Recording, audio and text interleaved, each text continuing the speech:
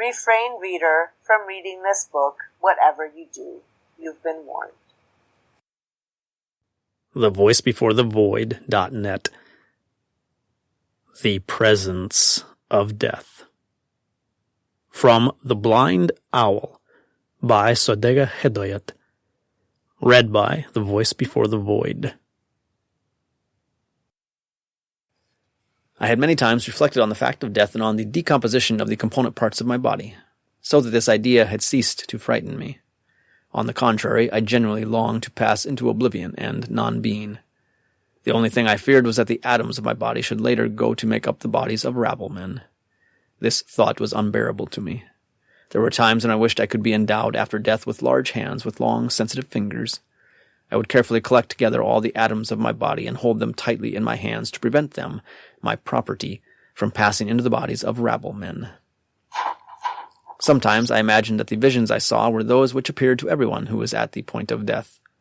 All anxiety, awe, fear, and will to live had subsided within me, and my renunciation of the religious beliefs which had been inculcated into me in my childhood had given me an extraordinary inner tranquillity. What comforted me was the prospect of oblivion after death. The thought of an afterlife frightened and fatigued me. I had never been able to adapt myself to the world in which I was now living. Of what use would another world be to me? I felt that this world had not been made for me, but for a tribe of brazen, money-grubbing, blustering louts, sellers of conscience, hungry of eye and heart. For people, in fact, who had been created in its own likeness, and who fawned and groveled before the mighty of earth and heaven, as the hungry dog outside the butcher's shop wagged his tail in the hope of receiving a fragment of offal. The thought of an afterlife frightened and fatigued me. No, I had no desire to see all these loathsome worlds peopled with repulsive faces. Was God such a parvenu that he insisted on my looking over his collection of worlds? I must speak as I think. If I had to go through another life, then I hoped that my mind and senses would be numb.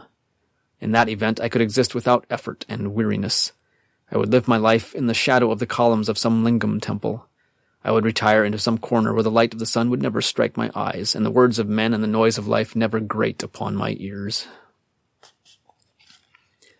I retired as deep as I could into the depths of my own being, like an animal that hides itself in a cave in the winter time.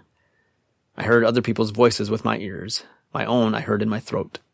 The solitude that surrounded me was like the deep, dense night of eternity, that night of dense, clinging, contagious darkness which awaits the moment when it will descend upon silent cities full of dreams and lust and rancor. From the viewpoint of this throat with which I had identified myself, I was nothing more than an insane, abstract mathematical demonstration.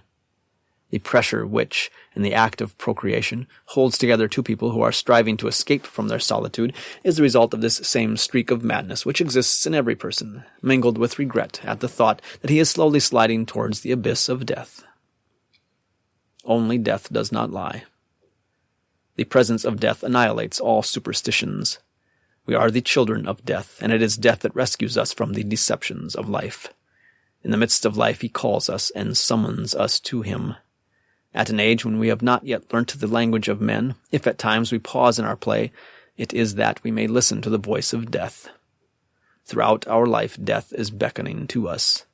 Has it not happened to everyone suddenly, without reason, to be plunged into thought and to remain immersed so deeply in it as to lose consciousness of time and place in the working of his own mind?